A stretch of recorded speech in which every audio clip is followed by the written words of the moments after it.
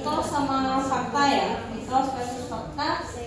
Ini kanker serviks hanya menyerang wanita yang lebih tua. Itu termasuk mitos ya, karena pada kenyataannya tidak pada usia. Jadi usia muda pun juga bisa.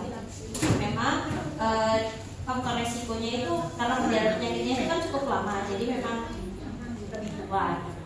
Next. Nah, jika sudah vaksin HPV, pasien tidak perlu khawatir tentang serviks, itu fakta. Jadi bukan mitos. Itu karena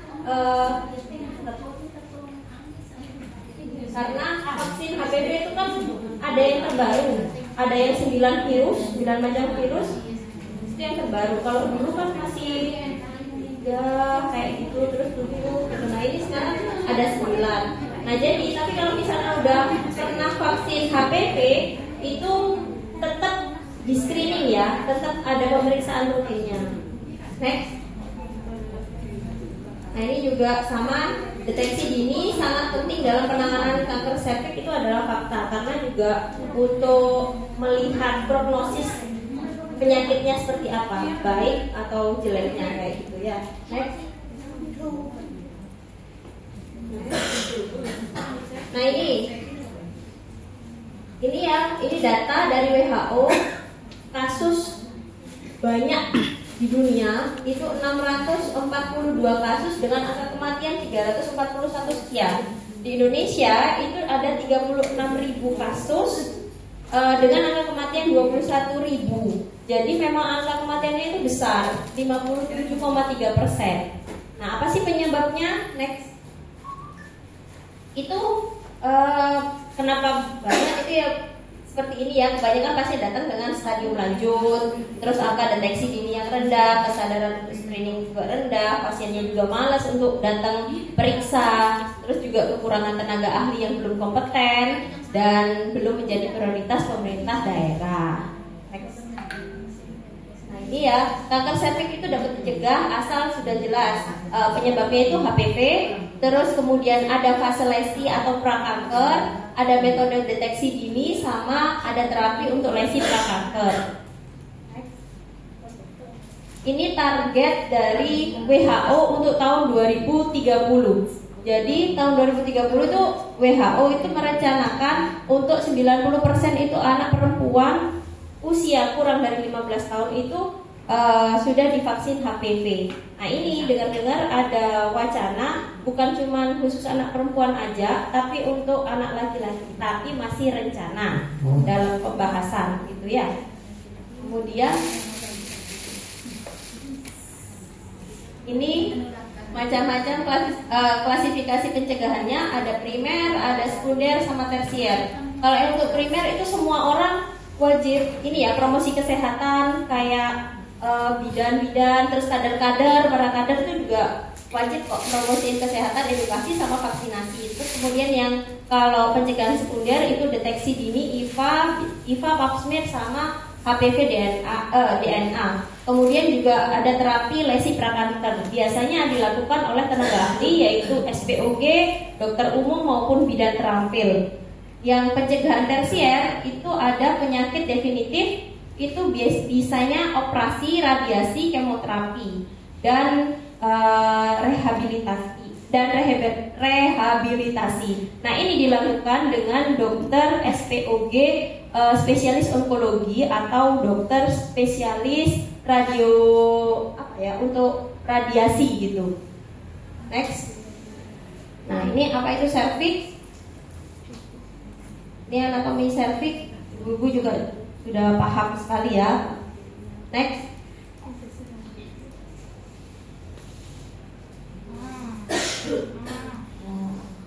Itu gambaran serviksnya ya, kelihatan normal. Next.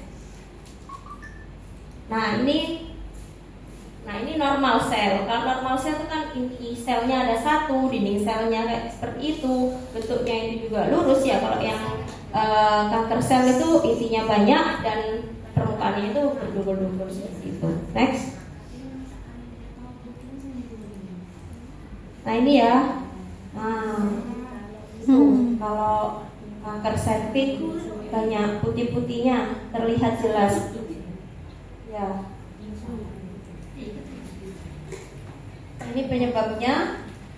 Nah, penyebabnya itu kan HPV ya, Human Papilloma Virus, bukan corona. Ya. Kenapa sih HPV ini bisa jadi memicu sel kanker? Itu karena HPV itu memakan sel normal. Jadi sel yang sehat kalau kena virus HPV itu jadi sel normalnya itu dirusak, dimakan, terus nanti semakin banyak yang rusak gitu. Nah, itu yang jadi penyebabnya kanker. Jadi kalau misalkan sel yang rusak itu lebih banyak, kan karena dirusak sama HPV, itu jadi memang cepat untuk terjadinya CA. Next.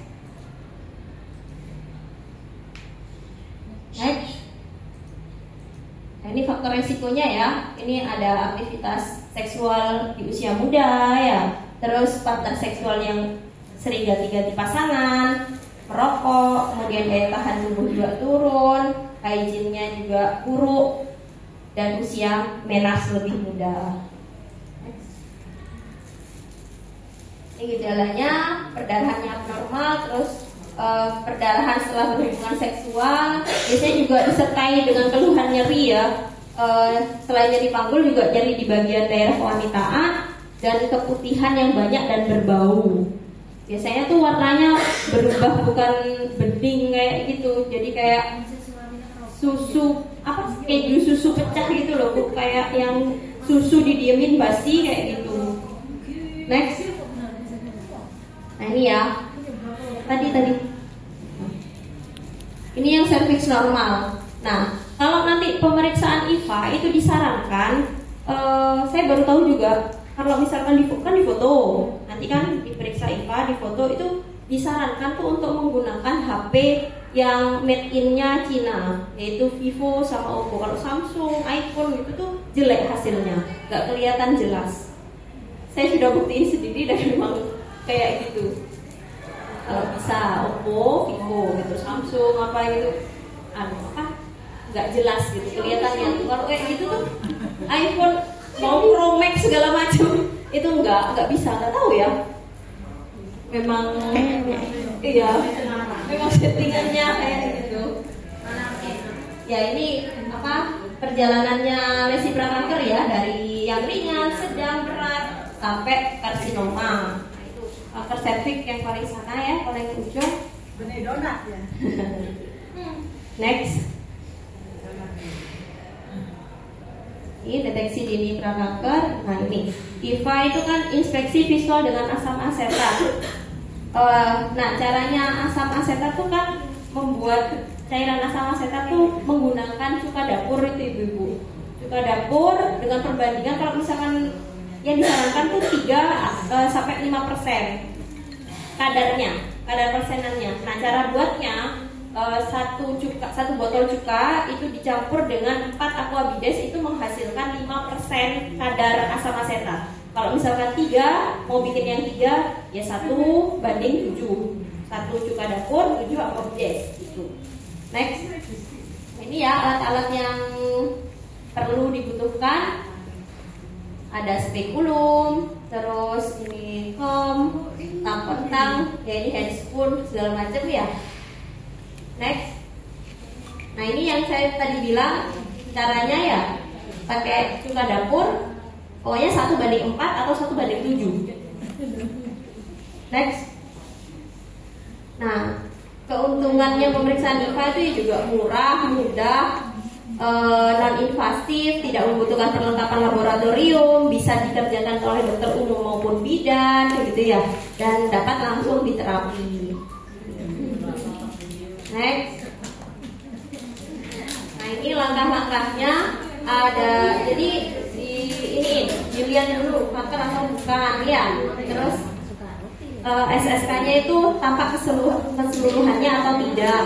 Kemudian lakukan IVA. Nah, jika IVA-nya positif, apakah dapat diterapi atau tidak? Kalau memang misalkan tidak, kalau prakanker kan bisa dicegah itu ya, diterapi. Kalau itu berkelanjutan, ya kita konsultasikan ke dokter spesialis obgyn. Next. Nah, ini alat-alatnya aja. Next. Nah ini pap smear.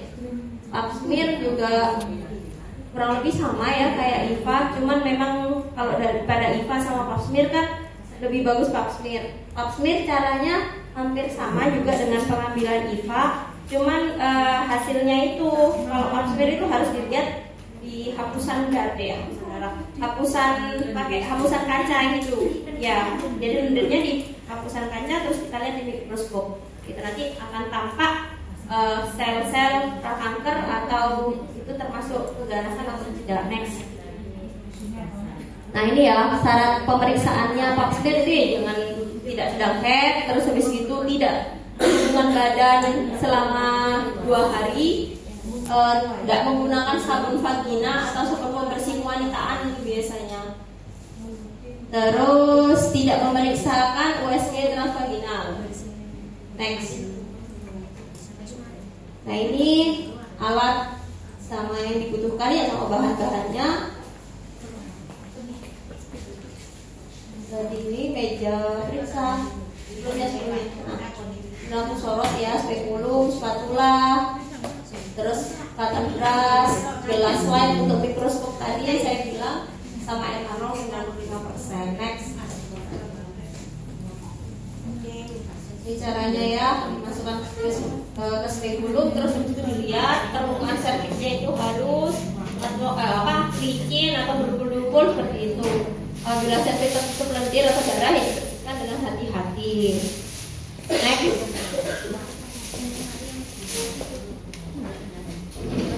Nah ini caranya ya, diusap. Jadi ambil spatula ini diusap ectocervix dan endocervixnya dan diputar 360 derajat searah jarum jam. Jadi jangan berlama-lama, jangan gini gitu. Memang diusap pelan gitu, ya, searah jarum jam. Kemudian oleskan pada kaca benda yang tadi saya bilang untuk dilihat di mikroskop itu. Ya, ambil cotton bud, kemudian usap pada kanalis endocervix dan putar 180. Jadi jangan sampai muter lagi. Kalau tadi itu muter, kalau sekarang cuma separuhnya aja, 180 derajat. Nah, kemudian dioleskan juga pada kaca benda. Next.